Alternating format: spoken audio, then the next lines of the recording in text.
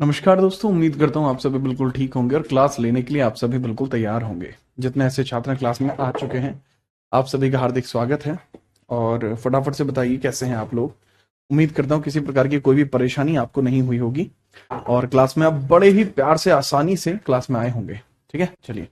राजस्थान के झुंझुनू से भी एक बच्चा नमस्कार कर रहा है। इसका नाम पहले झुन्नू था और अभी भाई ने अपना नाम बदल लिया है। खैर, कैसे हैं आप लोग फटाफट से बता दीजिए। कोई दिक्कत परेशानी तो नहीं चल रही है? ये भी बता दीजिए, परम आवश्यक होगा कि आपको कोई दिक्कत ना हो। स्टार्ट करते हैं चीज़ों को बहुत बेहतरीन, एक अलग ही लेवल पर स्टार्ट करते हैं चीज़ों को। कोई समस्या तो नहीं है? फटाफट से बताइए। कल जहां पे टॉपिक को छोड़ा था उसके आगे जस्ट हम टॉपिक को बढ़ाने वाले हैं। ठीक है, चलिए। बहुत बेहतरीन आपके लिए चीज़ें रहेंगी।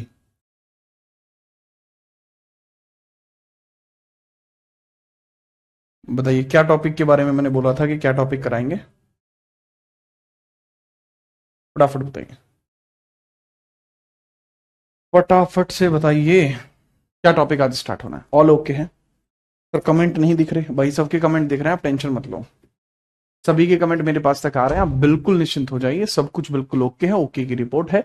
बिल्कुल निश्चिंत होकर दिल खोल के चीजें को समझिए। टीपू सुल्तान क्लास में आ चुका है। पता है, टीपू सुल्तान कभी भी मॉडर्न की क्लासों में नहीं आता क्योंकि टीपू सुल्तान के बैटल्स है ना वहां पे, इसलिए। चलो, बढ़िया, स्टार्ट करते हैं। देख लेते हैं स्लाइड्स पे ही देख लेते हैं लास्ट क्लास में अपन ने क्या पढ़ाया था। तो बाबू, पाल वंश हम पढ़ रहे थे हैं। पाल वंश हमने खत्म कर लिया था और फिर मैंने बोला था भाई लेटर गुप्ता चलेगा आगे तो। हम्म तो यहां पे मैंने आपसे बोला होगा कौन सी डायनेस्टी के बारे में, प्रतिहार के बारे में बोला था या राष्ट्रकूटों के बारे में बोला था, ये बता दीजिए। क्योंकि अब अगर आप चाहें तो प्रतिहार करा दूंगा, अगर आप चाहें तो राष्ट्रकूट करा दूंगा। जिसके बारे में भी आप चाहेंगे, देखो करने तो दोनों ही है। ठीक है, पल्लव भी करना है। अब जिसके बारे में आप कहें, चाहें तो आप कह लें राष्ट्रकूटों के बारे में, चाहें तो कह लें गुर्जर प्रतिहार के बारे में। तो जिस भी डायनेस्टी के बारे में आप चाहते हैं वो डायनेस्टी आपकी कवर हो जाएगी। फटाफट बताओ किस डायनेस्टी के बारे में बताओ, जो आप कहेंगे वो करा दूंगा।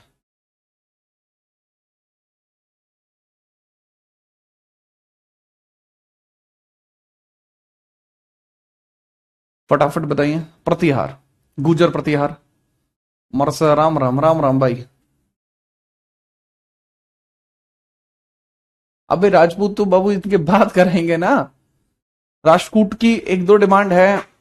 पाल डायनेस्टी, अरे पाल तो खत्म होगी ना भाई, पाल डायनेस्टी की तो खत्म हो गई। चलो प्रतिहार करते हैं, प्रतिहार करते हैं, प्रतिहार की बात करते हैं, प्रतिहार। अच्छा, ये तो कन्नौज का त्रिपक्षीय संघर्ष है। ये बेसिकली गुर्जर प्रतिहारा डायनेस्टी है, ये पाला की डायनेस्टी यानी पाल्स डायनेस्टी, और ये बेसिकली राष्ट्रकूट डायनेस्टी है। बहुत सारे लोग प्रतिहार वंश को नहीं पढ़ा रहे होते हैं। ठीक है, तो हम क्या करते हैं, बहुत ध्यानपूर्वक प्रतिहार वंश को एकदम क्लासी लेवल पे पूरा कराता हूं। बात को समझ लीजिए। तो हेडिंग डाल लीजिए प्रतिहारा डायनेस्टी। ठीक है, पहले मैं एक छोटा सा ओवरव्यू देता हूं प्रतिहार डायनेस्टी के बारे में, उसके बाद हम इसको लिखना शुरू करेंगे। अभी कुछ भी नहीं लिखना, बात को समझना है।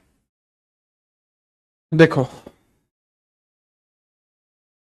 प्रतिहार में नागभट्ट हालांकि इसमें स्टार्ट करेगा। नागभट्ट के पास देवराज आएगा, उसके बाद वत्सराज, फिर नागभट्ट द्वितीय, फिर रामभद्र, मिहिर भोज, महेंद्रपाल, भोज सेकंड, महीपाल, महेंद्रपाल, देवपाल, विनायक पाल, महीपाल, विजयपाल, राज्यपाल, त्रिलोचन पाल और यशपाल। ये कुछ इस प्रकार से है। तो आपको सिमिलैरिटीज देखने को मिलते हैं। ठीक है, चलिए। अब देखो, सिंपल सी बात है। अब सिंपल सी बात है कि यहां पर जो आप ये मैप देख रहे हैं या रूलर्स देख रहे हैं, ये सारे रूलर्स आपको याद नहीं करने होते हैं। बहुत लिमिटेड रूलर्स आपको याद करने होते हैं। लेकिन इससे पहले कि मैं गुर्जर प्रतिहार डायनेस्टी के रूलर्स को लिखवाना शुरू करूं, पहले हमें गुर्जर प्रतिहार के बारे में थोड़ा सा समझना होगा। सर, पैट के एग्जाम के लिए बैच लेना, देखो मेरी बात को बहुत ध्यान से समझो। क्या पैट के एग्जाम में हिस्ट्री आती है? आपको हिस्ट्री के लिए अलग से बैच नहीं लेना है मेरे भाई। मेरे द्वारा पढ़ाई गई एक एक चीज आपके सभी एग्जाम्स के लिए जरूरी है। अगर आप एक बार मुझसे पढ़ चुके हैं तो आपको दोबारा बैच लेने की जरूरत नहीं है। बहुत बढ़िया, क्या सिंपल। मैंने आपको पहले भी कहा था कि आप मेरे लिए कोई उपभोक्ता नहीं है। आप मेरे लिए कोई वो छात्र नहीं है कि हाँ ठीक है हम बार बार बैच लेवाओ कि हाँ जी अपडेटेड कंटेंट है। क्या अपडेट हो जाएगा है? अगली बार क्या नागभट्ट जो है तीसरे नंबर पे पहुंच जाएगा है? ये मतलब है इस चीज का? नहीं जी। तो सीधी बात यो है भाई साहब, एक बार जो मेरे से पढ़ लिया हिस्ट्री तो दोबारा पढ़ने की लोड कौन है। ठीक है, अब यहां पे क्या है बहुत ध्यान से समझना। अरे लिखना नहीं है, एक तो तुम्हें लिखने का बहुत रहता है बाबू, 5 मिनट रुक जाओ, इसको मैं खुद से एक्सप्लेन करूंगा, ये सिर्फ बताया है मैंने कि इस तरीके से होता है हिसाब किताब इसका।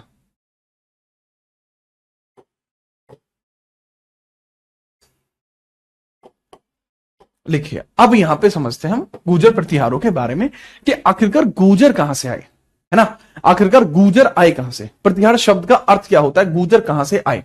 ठीक है, चलो अब इसमें बहुत ध्यानपूर्वक बात समझते हैं जो गुर्जर शब्द का ओरिजिन है। गुर्जर शब्द का ओरिजिन है, अब मैं आपको एक स्पेलिंग सुनाता हूं। गुजरात आप समझिए, गुजरात, गुजरात आपको स्पेलिंग देखने को मिलता है, गुजरात स्पेलिंग आपको देखने को मिलती है। अब अगर इसी गुजरात स्पेलिंग में से मैं लास्ट का टी काट दूं तो गुजरा हो जाता है, गुजरा, गुजरा हो जाता है। यही गुजरा जो है आज की डेट में गुर्जर कहलाता है, गुर्जर कहलाता है, गुर्जर कहलाता है। ठीक है, चलो अब रीजन पता है क्या है कि भैया गुजरात की जो भूमि थी वो था सेंटर मिड पॉइंट। तो जितने ऐसे रूलर्स आपको देखने को मिले जिनका जो शुरुआती तौर पर अपना हिसाब किताब बनाया वो वर्धमान क्षेत्र में बना था। वर्धमान कहां पे, गुजरात में।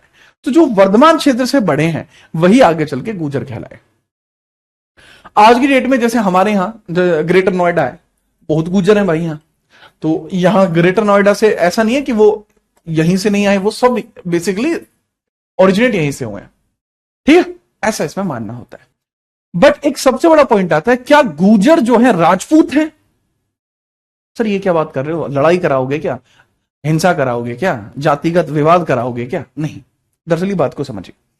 गुर्जर प्रतिहार वंश से पहले गुर्जर शब्द का जो ओरिजिन है वो नहीं है। एनसीईआरटी तो कम से कम नहीं मानती, कुछ किताबी ग्रंथ मानते हैं, परंतु जो एनसीईआरटी है वो गुर्जर शब्द को बहुत ही मतलब लिमिटेड सी जगह पर रखती है। बात को समझिए। तो इसमें पहली बात तो आपको किसी प्रकार से जातिगत होने की आवश्यकता नहीं है।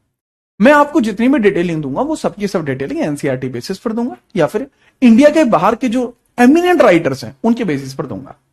इंडियन राइटर्स के कुछ ही ऐसे राइटर्स हैं जो कई बार सटीकता के साथ लिख पाते हैं। मैं ये नहीं कह रहा कि इंडिया के राइटर अच्छे नहीं है, नहीं। कई बार क्या होता है कि हमारे यहाँ पॉलिटिकल मीन्स की वजह से कुछ राइटर्स अपनी खुद की राइटिंग्स में पर्सनल होते हुए भी कई बार परिवर्तन करते हैं। मुझे लगता है कि वहां पर इतिहास का छीणपन हो जाता है। छीणपन का मतलब होता है सूक्ष्म हो जाता है। इसी कारण से हमें एनसीईआरटी पर प्लस कुछ ऐसे सोर्सेस पर ध्यान देने की आवश्यकता है जिनके अंदर किसी प्रकार से क्षीण वस्तुओं को देखने का आह्वान नहीं मिलता। ठीक है, चलिए तो अब बात को समझते हैं। प्रतिहार शब्द का मतलब क्या होता है। प्रतिहार शब्द का मतलब होता है द्वारपाल। गुर्जर जो है यह एक क्षेत्र को प्रदर्शित करता है, यह क्षेत्र को प्रदर्शित करता है, प्रदर्शित करता है, यह क्षेत्र को प्रदर्शित करता है।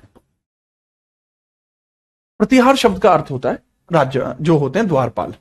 प्रतिहार शब्द का होता है द्वारपाल, द्वारपाल, इसका मतलब होता है द्वारपाल। तो इसको समझ लेना, it represent area, it represent area, it represent area, right. And द्वारपाल क्या होते हैं, द्वारपाल, द्वारपाल जो गेट पे रहते हैं यानी गेट कीपर। प्रतिहार यानी गेट कीपर, गेट कीपर इनको कहा जाएगा। अब ऐसा नहीं है कि वो गेट पे खड़े रहते, नहीं, इससे केवल शब्दों की बात है, ये केवल शब्दों की बात है। 8वीं शताब्दी में, ठीक है, इनका ओरिजिन कब होता है, ओरिजिन कब हुआ, ओरिजिन कब हुआ, उद्गम कब हुआ, तो या उद्गम कब, हाँ उद्गम लिख लीजिए, ओरिजिन कब हुआ, उद्गम कब हुआ।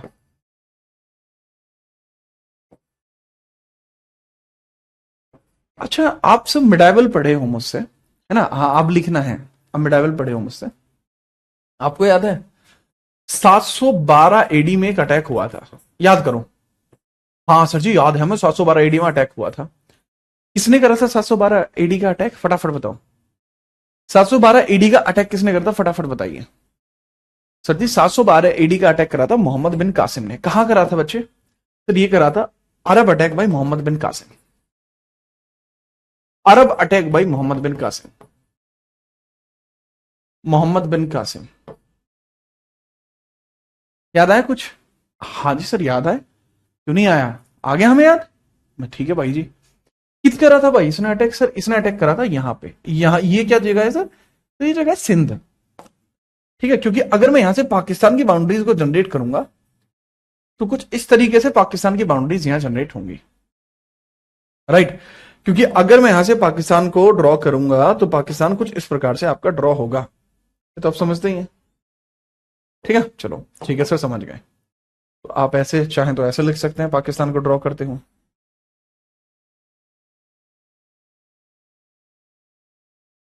ठीक है सर। तो ये जो एरिया है सिंध, सिंध पे अटैक किया गया था, सिंध पे अटैक हुआ था, इस एरिया को बोला गया सिंध। सिंध पर अटैक हुआ था। तो सिंध में कौन था उस समय? चच रहा करते थे, चच वंश चला करता था इधर। कौन सा वंश था बाबू? इधर चच वंश चला करता था। चच, चच एक ब्राह्मण वंश था, ब्राह्मण वंश था चच, ब्राह्मण थे चच। ठीक है, जीता कौन था? सर जी मोहम्मद बिन कासिम जीता था। हाँ सर सही बात है। था कौन सर? ये अरब था, अरब, अरब था जी। मैं ठीक है भाई, अरब ने आक्रमण किया था। अच्छा थोड़ी सी एक बात बताओ मुझे, अगर अरबों ने यहां पर आक्रमण किया था और मोहम्मद बिन कासिम यहां पर जीता था, जी सर, तो भैया एक बात आपको क्लियर नहीं हुई, क्या अरब वहीं पर रुक जाते? क्या क्या अरब आगे बढ़ने का प्रयास नहीं करते? सर करते, क्यों नहीं करते? तो क्या प्रयास नहीं किया था? किया था। फिर उनके प्रयासों को विफल कर दिया गया। और वह विफल किसने किया? नागभट्ट प्रथम ने। सर ये आदमी कौन है?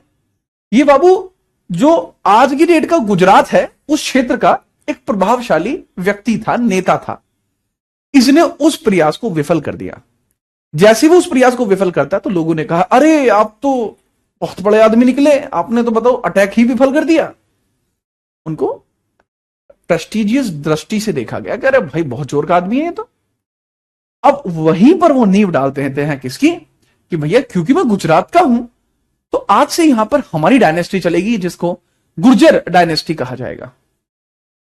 अच्छा गुर्जर शब्द इन्होंने शुरुआत में कभी अडॉप्ट नहीं करा, ये हमेशा से अपने लिए एक शब्द बोलकर आए हैं जिसका नाम क्या है? प्रतिहार। गुज्जर शब्द का प्रयोग शुरुआती तौर पर कहीं भी देखने को नहीं मिला है। जिस शब्द का प्रयोग आपको देखने को मिला दैट इज प्रतिहार। क्या आपको स्टोरी समझ में आई? क्या आपको स्टोरी समझ में आई? हाँ जी सर आई, तो बढ़िया। तो आप समझिएगा बहुत बढ़िया तरीके से, बिना किसी परेशानी के। मैंने बताया कि 8वीं शताब्दी के उद्गम कब हुआ, इनका ओरिजिन कब? 8वीं शताब्दी के, 8वीं शताब्दी के, 8वीं शताब्दी के अरबों के आक्रमण को विफल करने के बाद, अरबों के आक्रमण को विफल करने के पश्चात, विफल करने के बाद, विफल करने के बाद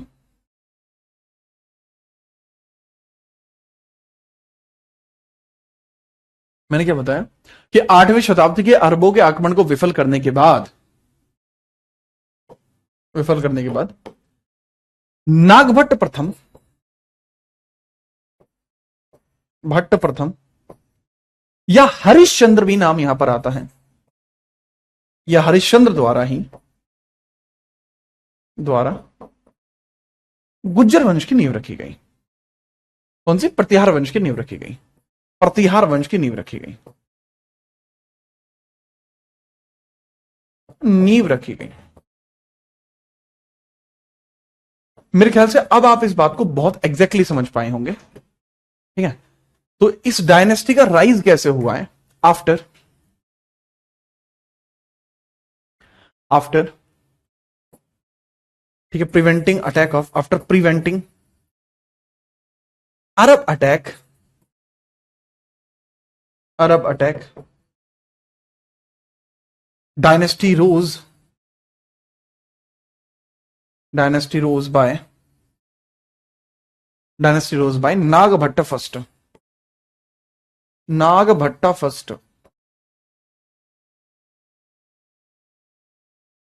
नागभट्टा प्रथम के बाद यह किया गया था। ठीक है, मेरे ख्याल से कोई दिक्कत आपको नहीं होगी। कृपया करके इसको नोट करिए। हम आगे बढ़ते हैं।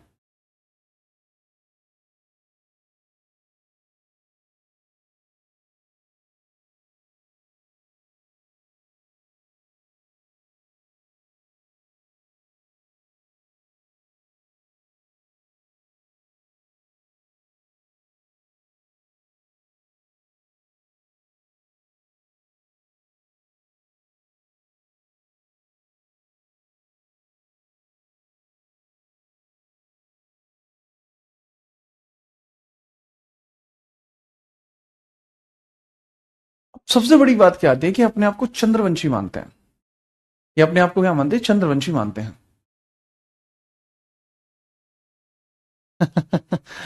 अच्छा, अच्छा ठीक है भाई।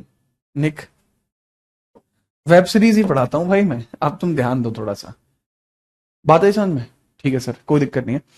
अब जितना भी प्रतिहार डायनेस्टी है, इसके बारे में एडिशनल जानकारी है। एडिशनल क्या है कि अपने आप को चंद्रवंशी मानते हैं। चंद्रवंशी तो राजपूत होते हैं नहीं, ये अपने आप को चंद्रवंशी मानते हैं, और वो मानते हैं कि हम लक्ष्मण के किससे हैं, हम लक्ष्मण के कुल से हैं। लक्ष्मण कौन है, लक्ष्मण जो रामायण में देखने को मिलते हैं, क्योंकि चंद्रवंशी है इस वजह से ये अपने आप को उनका पूर्वज मानते हैं। ये खुद को लक्ष्मण का पूर्वज मानते हैं। जो गुर्जर प्रतिहार वंश है, ये खुद को लक्ष्मण का पूर्वज मानते हैं, खुद को लक्ष्मण का पूर्वज मानते हैं, पूर्वज मानते हैं।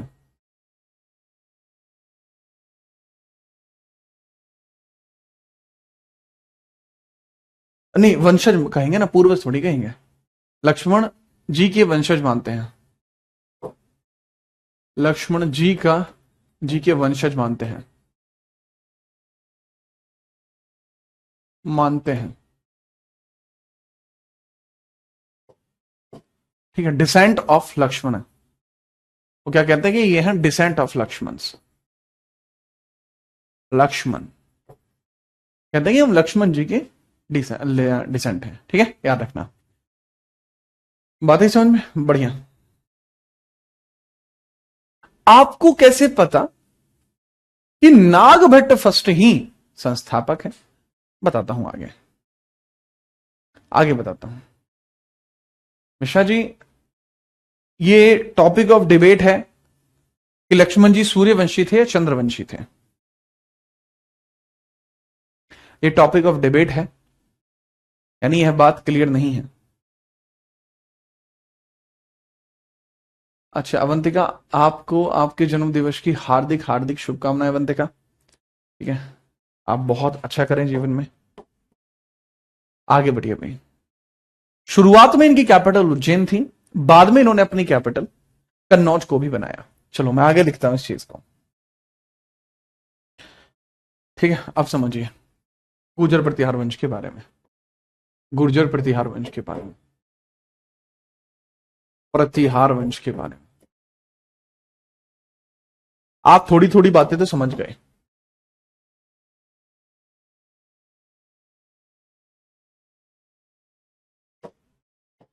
ज्यादा बड़ा वंश नहीं है, बहुत जल्दी खत्म हो जाएगा। ठीक है, 5-10 मिनट में ही। तो मैंने बताया कि फाउंडर आपको कौन देखने को मिले, तो फाउंडर आपको देखने को मिले नागभट्ट फर्स्ट या हरिश्चंद्र फर्स्ट या हरिश्चंद्र, जो भी आपको उचित लगे लिख दीजिए सर नाम।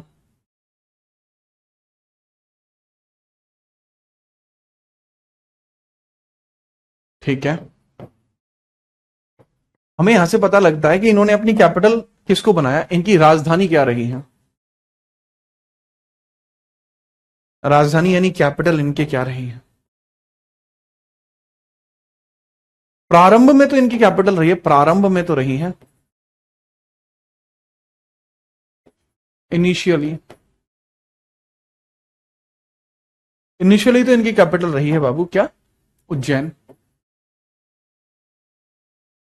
लेकिन बाद में इनकी कैपिटल क्या बनी, बाद में, लेकिन बाद में लेटर, बाद में अर्थात बाबू लेटर, अर्थात लेटर, लेटर क्या बनी है बाबू, कन्नौज, इत नगरी कन्नौज। जिसको लेकर सारा का सारा राड़ा था। हमें जानकारी कैसे पता? दरअसल इनके संस्थापक होने की यह जानकारी ग्वालियर अभिलेख में है। यह जानकारी ग्वालियर अभिलेख में है। ग्वालियर अभिलेख में है। अभिलेख में है। कोई भी अभिलेख, मैं दोबारा बता रहा हूं, कोई भी अभिलेख जो इनसे संबंधित है, कोई भी अभिलेख जो इनसे संबंधित है, ठीक है, उसमें गुर्जर शब्द का उल्लेख नहीं है, प्रतिहार शब्द का ही उल्लेख है। यह जानकारी ग्वालियर अभिलेख से मिलती है। Information from Gwalior inscription. कहां से मिलती है वो जानकारी? ग्वालियर इंस्क्रिप्शन से मिलती है। ठीक है, बिना परेशानी के याद रखना, बिना परेशानी के याद रखना।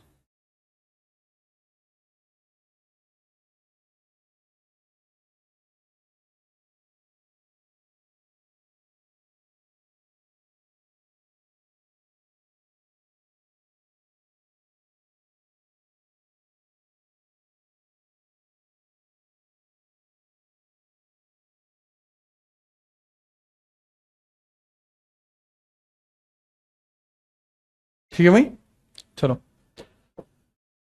तो अब इनके जो उत्तराधिकारी होते हैं, इनके जो उत्तराधिकारी होते हैं, इनके स्वयं के तो कोई पुत्र नहीं थे, इनका स्वयं का तो कोई पुत्र नहीं था, लेकिन इनके भाई के पुत्र थे। वो कौन थे? That was Devraj. तो वो अगले राजा बनते हैं। इनके स्वयं के तो कोई पुत्र नहीं थे, ठीक है, याद रखना, लेकिन इनके भाई के पुत्र थे जिनका नाम था देवराज। करुणा का भी आज बर्थडे है, आपको भी बहुत बहुत शुभकामनाएं। ठीक है, चलिए आगे बढ़िए।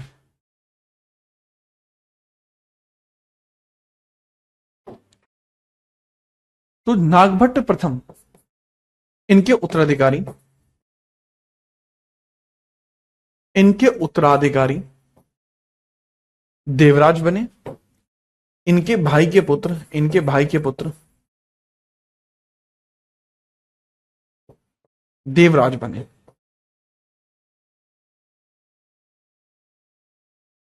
His successor was Devraj. Successor was Devraj. Devraj. अब इनका टेन्योर क्या आपको याद रखना? टेन्योर से रिलेटेड जो पूछा है, चाहे तो याद रख सकते हैं, जैसे 930 से लेकर 60 तक रहा है। फिर ककुष्ठा और देवराज रहे हैं 60 से 80 तक। फिर 80 से आया वत्सराज। वत्सराज जरूरी है, चाहे तो आप लिख सकते हैं ये 30 से लेकर 57 तक ही रहेगा। जैसे ये 730 से लेकर, कुछ लोग कहते हैं 57 तक रहा है, जबकि कुछ किताबें बताती हैं कि डेथ तो 57 में हो गई थी, परंतु शासनकाल 730 से लेकर 60 तक चला है। ठीक है, शासनकाल इतना चला है। और यहां पर आप याद रखना, जो पर्सन है, जो मैंने आपको बताया, यहां पर जो पर्सन मैंने आपको बताया, इनका जो ककुष्ठा आपको देखने को मिलता है, जो ककुष्ठा, वो देवराज का ही भाई है। ककुष्ठा, इनके पुत्र जो है ना, भाई के पुत्र, वो देवराज है। और देवराज का सहायक कौन है? ककुष्ठा। सहायक भाई ककुष्ठा। ककुष्ठा।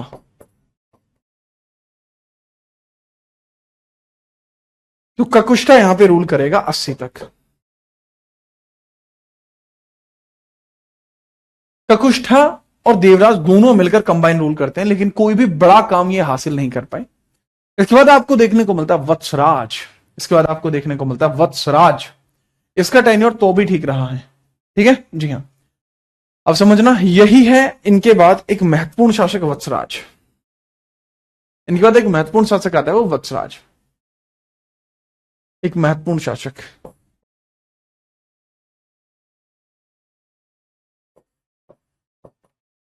और जो महत्वपूर्ण शासक यानी इंपोर्टेंट रूलर यहां पर आया है, इंपोर्टेंट रूलर आपका यहां पर आया है, दैट इज वत्सराज। वो कौन है जी? वत्सराज है, वो वत्सराज। वत्सराज। ये 780 में गद्दी पर बैठा और 810 तक रहा। लगभग 30 वर्ष का जो टेन्योर है वो इसका आपको देखने को मिलता है, जबकि कुछ किताबें इसके टेन्योर को बहुत छोटे समय तक सीमित कर देती हैं। इसका टेन्योर फिक्स नहीं है। कुछ किताबें इसके टेन्योर को 805 तक ही रखती हैं, जैसे हमारी टेबल ने कितना दे रखा है, 800 ही दे रखा है। धत्तेरी की 805 लिख लो, चलो 805। इसका टेन्योर फिक्स नहीं है, ठीक है, याद रखने की जरूरत नहीं है। टेन्योर फिक्स नहीं है, याद रखने की जरूरत नहीं है, ठीक है। चलिए आगे बढ़ते हैं, ठीक है। अगर नोट हो गया तो आगे बढ़ते हैं, समझते हैं वत्सराज के बारे में।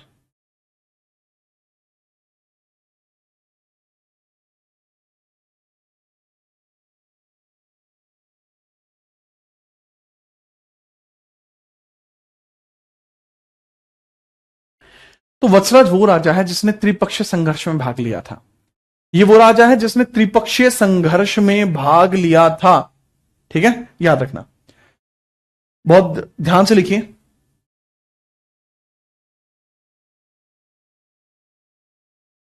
फटाफट नोट करते हैं आगे।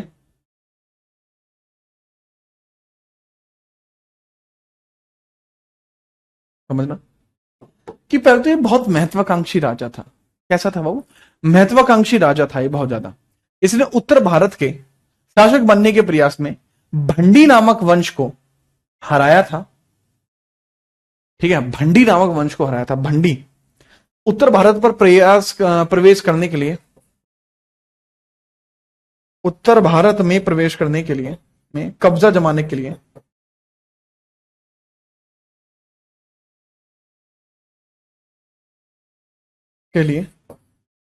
भंडी नामक शासन को हराया। भंडी नामक शासन को हराया, शासक को हराया।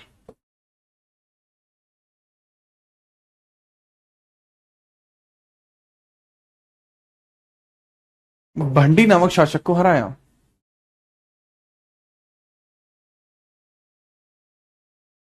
Defeated Bhandi, defeated Bhandi. अब बड़ी बात आती है कि भंडी के पास ऐसा कौन सा रूल था जो भंडी को हराना पड़ा। भंडी के पास ऐसा कौन सा रूल था जो भंडी को हराना पड़ा? सर दरअसल जो भंडी था, ऐसा लगता है कि वो वर्धन डायनेस्टी का था, हमें इसके बारे में पता नहीं मिलता। अब इसकी डायनेस्टी क्लियर नहीं है, ऐसा लगता है जैसे वर्धन डायनेस्टी का हो। Dynasty not clear, not clear. पर इसको हराने के बाद कन्नौज पर कब्जा प्राप्त हुआ, पर कब्जा प्राप्त हुआ, कब्जा प्राप्त हुआ, गेन कन्नौज। और उसके बाद कन्नौज को लेकर त्रिपक्षीय संघर्ष शुरू हो गया, त्रिपक्षीय संघर्ष शुरू हो गया, याद रखना। कन्नौज पर जैसे इसने कब्जा करा तो राष्ट्रकूट और पालों ने इसकी खिलाफत कर दी, और यहीं पर आपको त्रिपक्षीय संघर्ष देखने को मिलता है, ठीक है, याद रखना।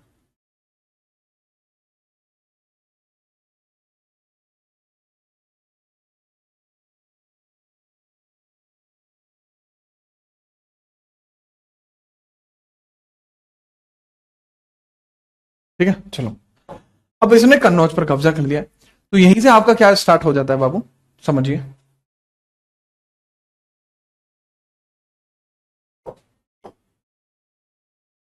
ठीक है, तो यहीं से आपको इसी के समय में त्रिपक्षीय संघर्ष हुआ था। इसी के समय में कन्नौज का त्रिपक्षीय संघर्ष शुरू हुआ, कन्नौज का त्रिपक्षीय संघर्ष शुरू हुआ, त्रिपक्षीय संघर्ष शुरू हुआ, संघर्ष शुरू हुआ, ठीक है। It enhanced try party struggle for Kannauj. It enhanced try party struggle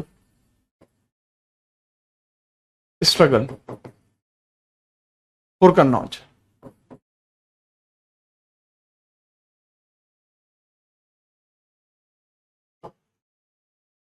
याद रखेंगे, ठीक है। तो इसी के समय में कन्नौज का त्रिपक्षीय संघर्ष शुरू हुआ। तो कन्नौज का त्रिपक्षीय संघर्ष किस किस के बीच में चलता है, बड़ा सवाल है। कन्नौज का मतलब त्रिपक्षीय संघर्ष क्यों? क्योंकि जिसके हाथ में कन्नौज उसके हाथ में पूरा भारत। पहले ये नहीं था जिसके हाथ में दिल्ली उस पे भारत, पहले ये था कि जिसके पास कन्नौज उस पे पूरा भारत। और ऐसा क्यों हुआ? क्योंकि वर्धनों की डायनेस्टी यहीं पर थी, और वर्धनों की डायनेस्टी तबाह होने के बाद ही ऐसा सारा कुछ हुआ था, याद रखना। इसमें आपको देखने को मिलते हैं गुर्जर, प्रतिहार, और सीधे यहां पर देखने को मिलते हैं राजपूत, और जो बेसिकली पाल डायनेस्टी के थे। एंड यहां देखने को मिलते हैं आपको राष्ट्रकूट, जो साउथ इंडिया के थे। ऐसा नहीं है कि ये किसी पे एक बार में अटैक करते, नहीं, आपस में इनके अटैक चलते थे, आपस में ही इनके अटैक चलते थे, आपस में ही इनके अटैक चलते थे। तो वो एक बड़ा सवाल था, वो एक बड़ा सवाल था जो आपको देखने को मिलता है, ठीक है, याद रखना।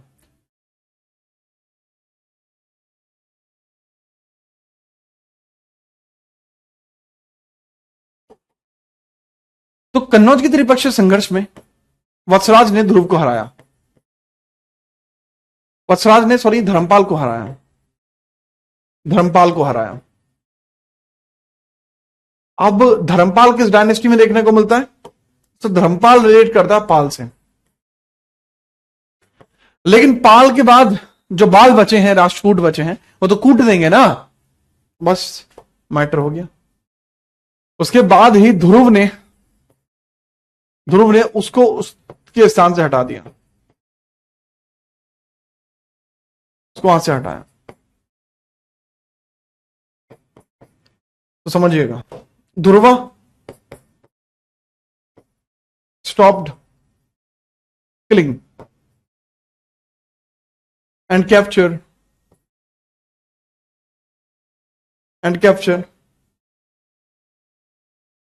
दिल्ली, ठीक है, और कबूच लिया, क्या बोला, कन्नौज।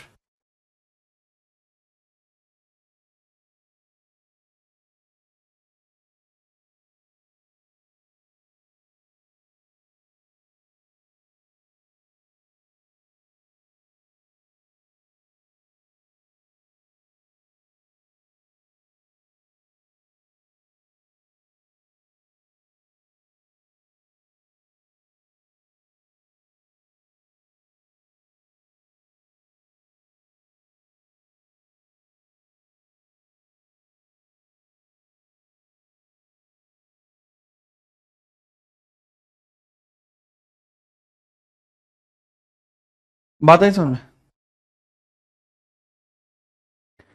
सर अशोक के बेटे का नाम क्या था? बाबू अशोक के बेटे का नाम कुणाल था, ठीक है। तो पाल राजा जो था, और यहां पे कौन कौन थे?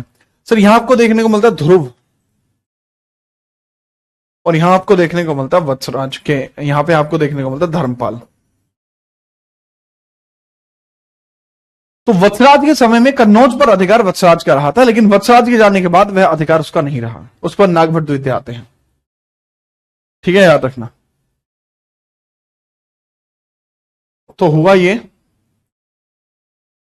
कि यहां से गद्दी आई यहां, और यहां से गद्दी आई यहां, ये हुआ है कि राष्ट्रकूटों से गद्दी कहां गई, या कन्नौज किसके पास गया?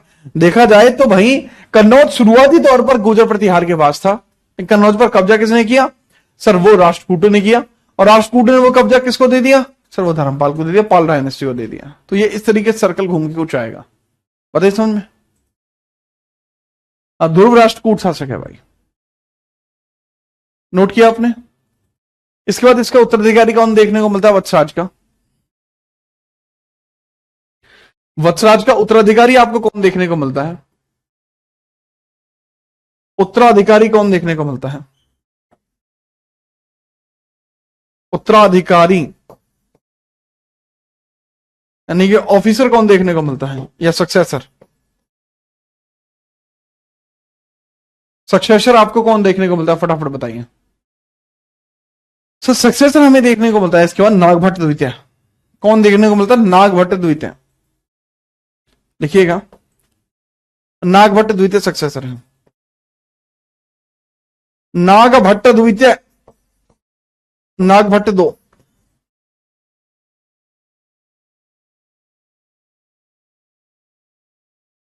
नागभट्ट दो आपको देखने को मिल जाएगा। बात आई समझ में? फटाफट नोट करिए।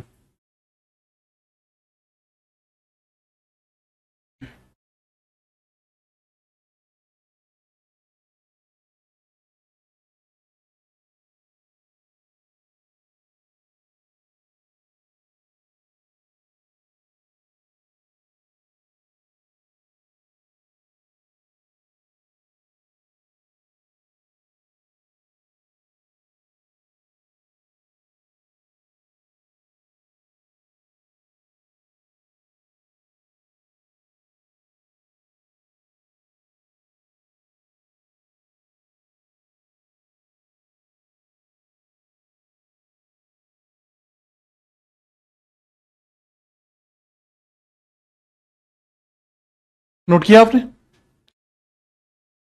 हाँ, ध्रुव ने प्रतिहार को हराया था, जी बाबू। अच्छा, ये जो है ना पूरा जो आपका ट्राई स्ट्रगल है, जब मैं राष्ट्रकूटों को पढ़ाऊंगा तब पढ़ाऊंगा यहाँ पे, ठीक है? चलिए याद रखिएगा, फटाफट से लिखिए। अब गोविंद की बात करते हैं हम, गोविंद की।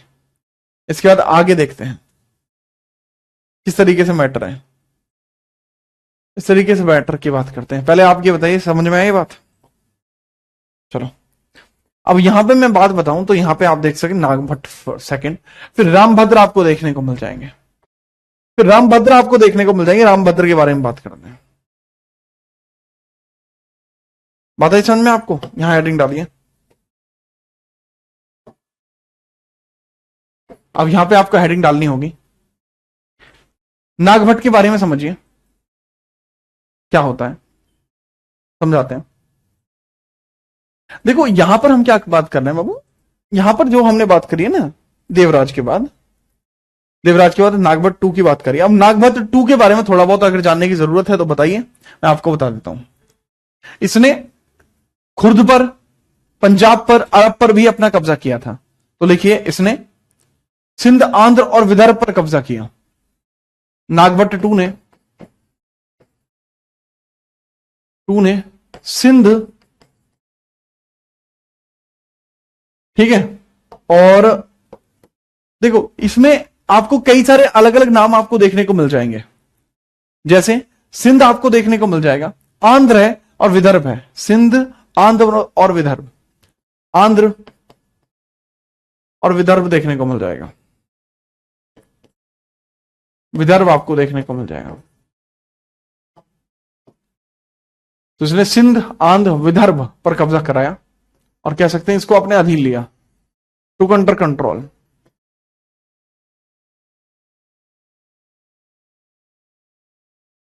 तो इनको अपने कंट्रोल में ले लिया, अपने कंट्रोल में इन्होंने ले लिया इनको, याद रखना।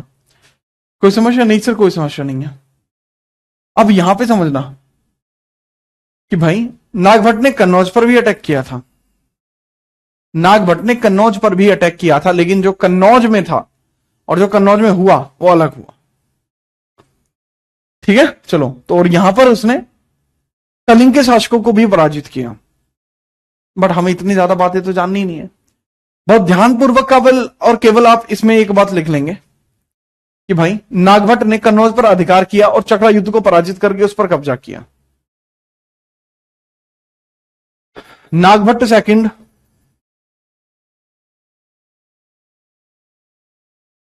कैप्चर्ड इंडियन लैंड, या कह सकते हैं आप कैप्चर्ड,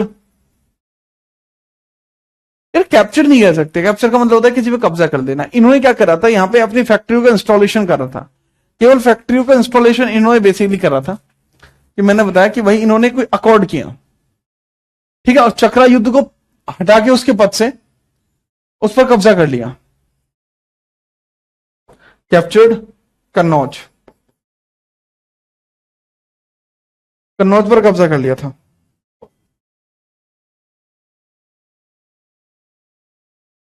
किस पर? कन्नौज पर इसने कब्जा कर लिया। अब ऐसी परिस्थिति में जब कन्नौज पर कब्जा हुआ, जब कन्नौज पर कब्जा हुआ तो उसके बाद क्या होता है बाबू? ये तो बहुत बड़ी बात होगी सर। कन्नौज पर कब्जा हलवा है क्या? कन्नौज पर कब्जा यूं ही हो जाएगा? नहीं होगा। समझना कि भाई शुरुआत में कन्नौज पर इसने कब्जा किया तो वो चक्रा युद्ध को पराजित करके किया था। डिफीटेड चक्रा युद्ध, डिफीटेड चक्रा युद्ध, चक्रा युद्ध यहां पर आपको देखने को मिल जाएगा। ठीक है, चलो। तो यहां पर डिफीट मिली है चक्रा युद्ध को, और यहां पर रूलर कौन बन गया? रूलर कौन बन गया? रूलर बन गया है जी कन्नौज का कौन भला? अपना नागभट्ट द्वितीय। यह आपको कुछ मैटर आपको देखने को मिलता है। ठीक है, याद रखिए। इसके बाद समझते हैं आंखें और आगे क्या है। ठीक है, फटाफट नोट करिए पहले।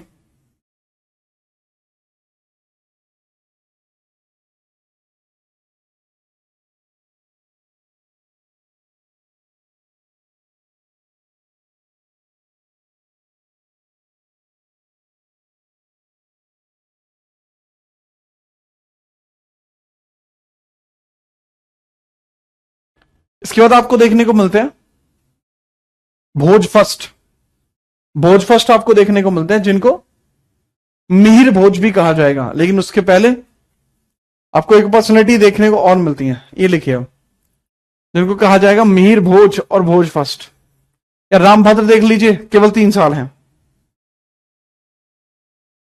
किसकी बात करूं केवल 3 साल है? सर 3 साल आपको देखने को मिलेगी रामभद्र। रामभद्र 33 से 36। इसके बाद इनके उत्तराधिकारी कौन बने? रामभद्र। रामभद्र 1900।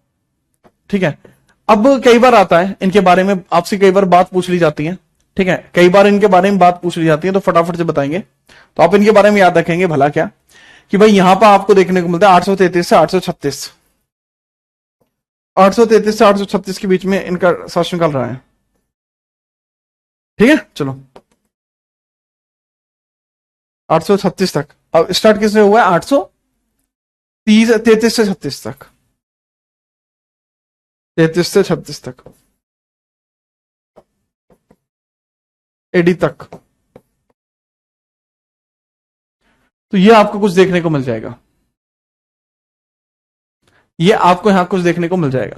ठीक है, याद रखना। रामभद्र, और रामभद्र का केवल एक ही इंपॉर्टेंट काम है, जो इनका लड़का है। रामभद्र के जो पुत्र हैं आपके, जिनका नाम है मिहिर भोज, वो इंपॉर्टेंट है। तो मिहिर भोज इसमें सबसे ज्यादा इंपॉर्टेंट है। मिहिर भोज की डेट भी याद रखना। मिहिर भोज की तो मिहिर भोज की डेट आपकी 836 से 85 है। 836 से 85 है।